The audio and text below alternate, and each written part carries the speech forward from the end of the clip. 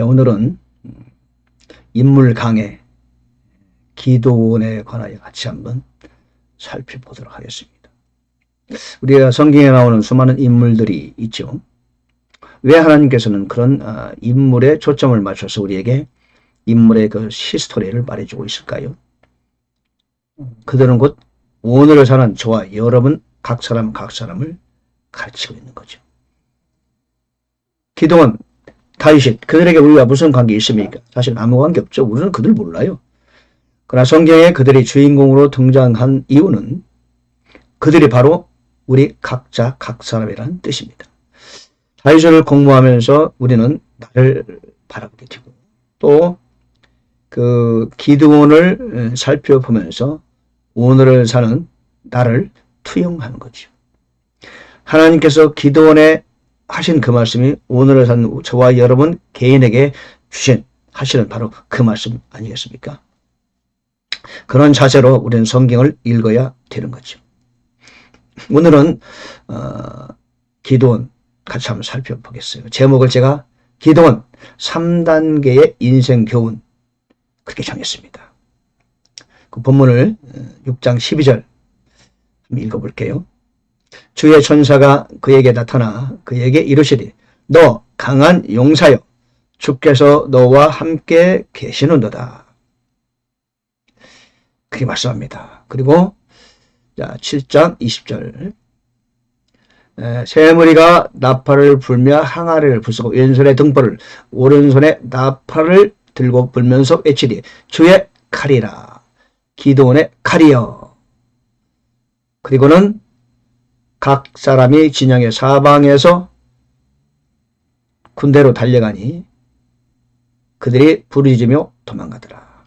그런 얘기죠. 기드온 300용사면 너무도 유명하죠. 자, 기드온에 관하여 한번 우리가 살펴보고 발자취를 더듬어 보면서 오늘을 사는 저와 여러분에게 교훈이 되고자 합니다. 우리는 바람 같은 인생이죠. 짧은 인생이에요.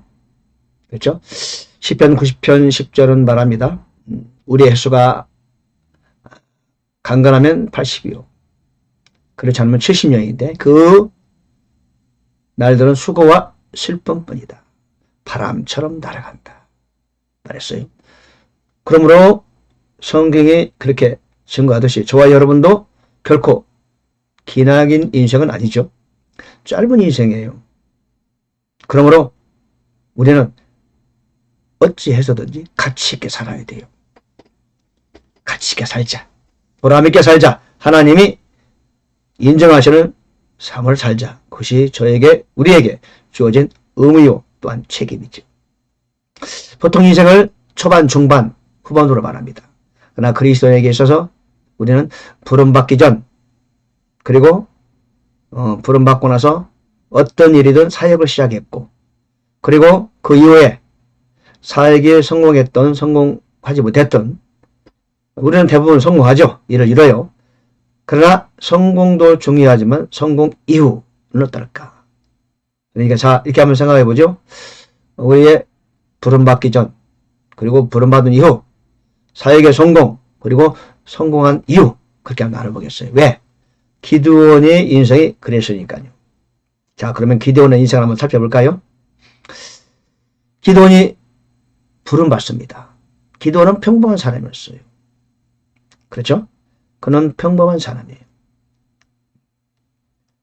그는 결코 훌륭하고 뛰어난 사람들이 아니죠. 그런데 미디안 족속이 그들을 압박했어요. 몰래 숨어서 이제 농사를 짓는 곡식을 터는 그런 기드온의 모습을 성경은 보여주죠.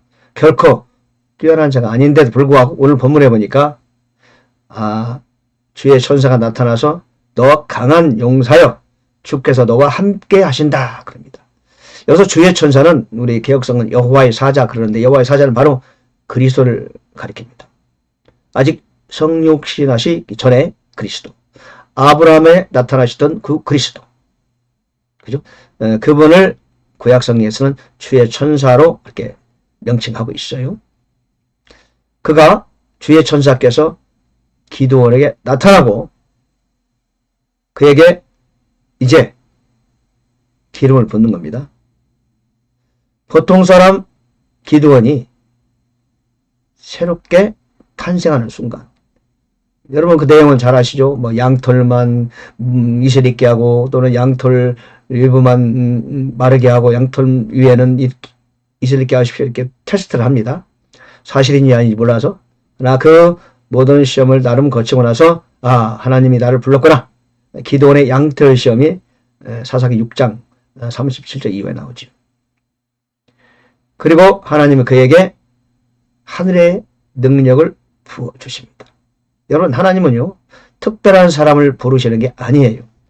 아브라함도요 갈대아 우르에서 보통 아저씨였어요. 아저씨. 75세 먹은 이웃집 아저씨.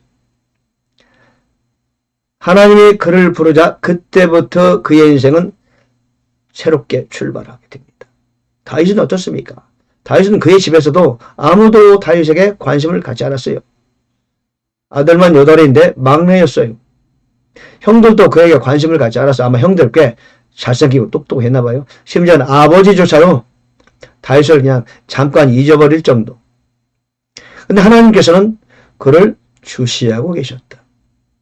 사람의 관점과 하나님의 관점은 전혀 다르다는 것. 우리는 그 하나님의 시야를 갖고 있어야 되겠죠. 그 하나님이 다윗을 불러서 위대한 하나님의 사람으로 만들어 가셨잖아요. 요셉은 어떻습니까? 요셉이 아들 12 중에서 그저 그런 아들 아니에요. 약간 좀 대우를 받았지만 금수저도 아니죠. 은수저는 되나요? 근데 하나님은 그 요셉의 믿음을 주시하고 계시고 그를 사용하기 시작했다. 그렇죠? 베드로는 어떻습니까? 우리가 흔히 말하는 뱃놈 출신 아닙니까? 무식한 사람의 대표적인 인물이죠. 자, 하나님은 특별한 사람을 부르는 게 아니에요. 사도 바울이 말했죠. 부름을 받은 사람을 보라. 특별히 지혜 있는 자, 특별히 문벌 좋은 자가 많지 않다. 하나님은 약한 자를 들어 강한 자를 부끄럽고 어리석은 자로 들어서 지혜로운 자를 부끄럽게 하신다. 그렇게 말씀하셨어요. 자, 기드온은 그렇게 하나님의 부름을 받았다. 물론 기드온이 어떤 사람에게 그럴까? 물론 하나님은 기드온을 아시죠. 그죠?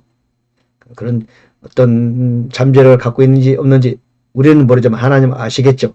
그러나 그는 분명 보통 사람이었어요. 자, 기드온이 드디어 리더십을 발휘하고 하나님 명령을 따라서 300명만 데리고 미디안 적지를 향해 돌진합니다. 근데 기드온이 좀 특별한 게 있는 거예요. 그렇죠? 그 상식적으로 이해가 되지 않죠. 이성적으로 전혀 받아들일 수 없는 상황이에요. 300명만 가지고 하라 하는데도 불구하고 기드온은 순종합니다. 항아리 속에 촛불을 감추고 횃불을 감추고 돌격해서 일가의 적진을 그냥 전멸시켜버리죠. 기드온의 성공 시대가 활짝 열리는 순간입니다. 믿음의 전쟁, 기드온의 300용사, 주의 칼이여 기드온의 칼이여 7장 20절에 나오죠. 드디어 기드온의 시대가 활짝 열렸습니다. 모든 백성들이 기드온을 우러러봅니다. 존경합니다. 기드온은 높은 성공 자리에 우뚝 섰습니다. 그런데 이게 다가 아니에요. 문제는 그 다음부터 시작돼요. 사사기 8장 20절에 보니까 27절 기드온이 그것으로 에봇 하다를 만들어 자기의 도시 오브라에 두었더니 온 이스라엘이 거기로 가서 그것을 따라 음행의 길을 감으로 그 일이 기드온과 그의 집에 올무가 되었더라.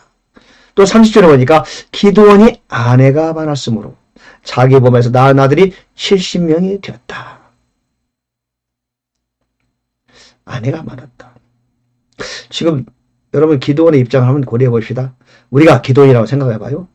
성공했어요. 하나님의 도우심으로 일약 평범한 청년에서 군민적 영웅, 군민적 지도자가 되었어요.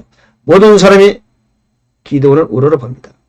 자기가 원하는 것 모든 걸 다 가질 수 있고 이미 그걸 누리고 있었는데 아니 갑자기 왜 아내를 70명을 둬요? 그렇죠? 아니 아들이 70명이요. 아내가 많았어요. 그러니까 아들을 70명이나 낳았어요. 이때부터 약간 이상해지잖아요. 에봇 하나를 만들자 온 백성들이 눈에 보이는 에봇 우상을 상징하는 거 아닙니까? 사실은 그것이 어떤 것도 우리가 그걸 추구하면은 자칫 우상이 돼요. 지금 뭔가 약간 문제가 발생하기 시작하는 거. 많은 아내를 거느리고 70인의 자녀를 두었어요. 기드온이 만든 황금 에봇이 8장 21절 이하에서 소개되고 있어요. 더 나아가서 그 후에 어떤 일이 벌어져요? 세겜에 있던 그의 첩도 그에게 아들을 낳았다. 그의 이름을 아비멜렉이라 했다. 그러니까 기드온이 죽은 다음에 이 아비멜렉이 형제 70명을 모조리 한 장소에 죽여요. 즉 형제의 난이 벌어졌어요. 엄청난 일이 벌어졌어요. 이거 누구 책임이죠? 물론 아무 책임도 아니죠. 그러나 우리는 기드온의 책임이라고 말할 수 있죠. 왜? 아들은 많이 낳고 아내는 많았는데 자녀 교육에 별 관심이 없었다는 뜻 아니겠습니까? 그냥 우리는요, 성공한 것이 전부가 아니에요. 백성들을 잘 살펴서 그 황금 에봇이 울무가 되지 않도록 해야 되죠. 자기 관리를 잘해서 아내를 굳이 많이 두고 자녀를 70명이나 낳을 필요가 있었나요? 뭔가 지금 기드온이 성공 이후에 자기 관리에 소홀히 한 것을 볼 수 있어요. 그렇죠? 자녀들에 대한 관심이 없었어요. 그러자 자녀들이 형제난이 벌어지고 그 첩을 무시했겠죠. 정실 부인 아들들이. 그러자 아비멜렉이 허영심 많고 천박한 자들을 사서 자기를 따르게 하고 자기 형제 70명을 한 돌 위에서 죽였다. 사사기 9장 4절 이하에 나옵니다. 자기가 이제 아버지의 대를 이어서 나라를 다스리기 원했죠. 그러나 그 결국 어떻게 됐어요? 그도 비명 행사하고 말았죠. 자, 우리는 지금 기드온의 인생을 살펴보면서 교훈을 얻고 있습니다. 자, 평범한 시대 기름 부음을 받고 택함을 받고 그는 놀라운 영웅으로 등장합니다. 엄청난 기적을 이룹니다. 하나님의 능력으로 기드온 363은 모르는 사람이 없을 정도로 오늘도 많은 사람 입에서 회자되고 있죠. 역사의 한 페이지를 장식하는 놀라운 주인공이 됐어요. 그런데 그 이유가 중요하다는 것. 그 이후에 그는 자기 관리에 결코 성공하지 못했죠. 솔로몬은 어떻습니까? 1000번제를 드리고 하나님께 매달리고 가난한 마음으로 주님을 찾았을 때 하나님 그의 꿈에 나타나서 그의 소원을 이뤄주고 거기에 더해서 부와 명예까지 주었죠. 근데 말이에요. 솔로몬이 물론 솔로몬 시대는 참 전성시대고 평화시대였지만 그는 자기 관리에 결코 성공했다고 말할 수 없죠. 쓸쓸한 노후를 보내게 됐어요. 그의 뒷모습이 결코 화려하지 않았죠. 그의 아들도 르호보암이 왕이 됐는데 그 시대에 가서 남으로 북으로 갈라지고 말았어요. 북은 여로보암, 남은 르호보암. 그러니까 성공에 젖어 살다 보니까 자녀 교육에 실패한 거죠. 자기 관리에 실패한 거예요. 그리고 나서 전도서를 썼죠. 그러고는 말하죠. 언젠가는 심판의 때가 오니까 심판을 대비하라. 마음껏 살아도 좋다. 청년들이여. 그러나 하나님이 언젠가는 우리를 심판한다는 사실을 결코 잊지 말아라. 그렇게 말하죠. 물론 솔로몬은 저는 구원받았다고 생각을 합니다. 그러나 쓸쓸한 노후를 보냈다. 결코 감사와 영광이 되는 하나님께 찬양되는 그런 삶은 아니었다는 것을 우리는 배울 수 있죠. 오늘 기도원이 마찬가지입니다. 시편 71편을 말합니다. 이제 또한 내가 늙어 백발에 되어 싸우니 오 하나님이여 나를 버리지 마소서. 내가 주의 능력을 이 세대에게 보이고 주의 권능을 앞으로 올 모든 사람에게 보일 때까지 나를 버리지 마소서. 다윗의 시죠. 예. 다윗은 그래도 실수와 영광에 참 점철된 인생을 보냈지만 마지막에는 그래도 하나님을 찬양하고 오늘 10편 71편 18절에서 말한 것처럼 주의 권능을 모든 사람에게 보일 수 있도록 나를 버리지 마소서. 그렇게 노래하고 있어요. 여러분 우리는 그 다윗의 시가 우리의 시가 돼야 되겠죠. 잠언 16장 31절은 흰머리를 의의 길에서 얻으면 그것은 영광의 관이 되느니라. 기도원 평범한 동네 청년에서 위대한 하나님의 종이 되고 엄청난 역사의 기록을 남기는 용사로서 지도자로서 업적을 쌓았죠. 그러나 그게 전부가 아니었어요. 그는 자기 관리를 결코 성공하겠다 볼 수 없죠. 자녀 교육을 잘못함으로 자녀들이 자기끼리 싸웠어요. 한날 한시에 70명이 죽고 그리고 그 첩의 아들조차도 결국은 비명으로 세상을 하직하게 됩니다. 자, 우리는 기도원 3단계의 인생 교훈. 여러분은 어떻습니까? 기도원이 우리가 될 수도 있습니다. 여러분 아직 우리는 인생 끝나지 않았습니다. 아직 남았습니다. 오늘 기도원 여러분 우리도 평범한 사람이었습니다. 아무도 나에게 관심 갖지 않았습니다. 그러나 어느 날 주님 나를 부르셨습니다. 하나님의 자녀가 되었습니다. 새로운 생명을 부여받았습니다. 그리고 이제 기도할 수 있으며 말씀에 심취할 수 있으며 살아계신 하나님과 함께 우리는 우리 인생길을 걸어갑니다. 하나님 우리를 성공시켜 주실 수 있습니다. 여러분도 이미 성공을 손에 줄 수 있습니다. 앞으로 성공할 수 있습니다. 찬란한 영광과 부와 병예를 얻을 수 있습니다. 평안을 얻을 수 있습니다. 그러나 그것이 전부가 아닙니다. 그것은 아직 시작에 불과한 겁니다. 그렇죠? 아직 끝나지 않았습니다. 싸움은 끝나지 않았습니다. 사탄은 계속해서 우리를 산길차를 찾는 듯이 우리를 노려보고 있잖아요. 공격 목표를 향해서 그는 지금 공격을 준비하고 있습니다. 긴장을 풀면 안 됩니다. 그러므로 깨어있어라. 내가 언제 올지 내가 알지 못한다. 주께서 우리에게 말씀하셨죠? 우리는 결코 마음을 놓을 수 없습니다. 깨어 기도해야 됩니다. 아직 해야 할 일이 있고 가야 할 길이 멉니다.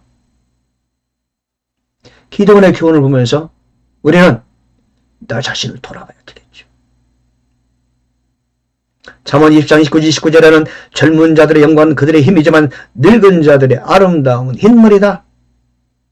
여러분 늙었습니까? 아직 안 늙으셨어도 언젠간 늙게 되겠죠? 미리미리 기도하고 준비해야 됩니다. 하나님의 영광과 성공이 내 손에 쥐었을 때 주여 기도원의 실수를 제가 반복하지 않도록 도와주세요. 솔로몬의 실수가 나의 실수가 되지 않도록 도와주세요. 마지막 이 세상을 떠나는 그 순간까지 사도 바울의 외침처럼 그렇게 표대를 향하여 여전히 달려가는 아직 싸울 싸움이 남아있는 그런 삶을 살아야 되잖아요. 인생 성공 필요합니다. 그러나 성공도 중요하지만 황금기도 중요하지만 나의 전성시대도 필요하지만 그 이후의 삶이 더욱더 중요하다. 인생의 마무리를 잘 해야 합니다. 어떻게 해야 됩니까? 처음 사랑을 버리지 않기 위한 나름대로의 방책이 필요하다. 그죠? 기도는 우리의 정면교사요. 또한 한편 우리의 반면교사가 됩니다. 타산지석으로 삼아야 되겠죠? 우리를 훈련해야 됩니다. 마지막 코스까지도 쉼없이 달려갈 수 있도록 그런 나가 되도록 내가 내 몸을 쳐서 복종시키자 이렇게 고백했던 사도 바울처럼 고전 9장 27장에서 무언가를 계속해서 나아가는 천리역정의 순리자가 정상을 향하여 끊임없이 발걸음을 재촉하는 것처럼 그렇게 달려가야 되는 거죠. 그죠? 진정한 인생의 성공기는 무엇이냐? 마지막까지 나의 사명과 나의 정체성을 지켜내는 것. 이것이 중요합니다. 잠언 4장 23절 지킬 만한 것보다 더욱 내 마음을 지켜라. 생명이 근원이 이에서 남인지라. 인생은 후반부가 중요해요. 끝이 좋으면 다 좋은 겁니다. 해피엔딩. 그렇죠? 아직 인생의 결정점은 다가오지 않았어요. 아직 끝나지 않았어요. 마지막 대미를 장시하는 아직 남아있어요. 마지막 결승 테이블을 끊는 그날까지 우리는 줄기차게 달려가야 되는 거예요.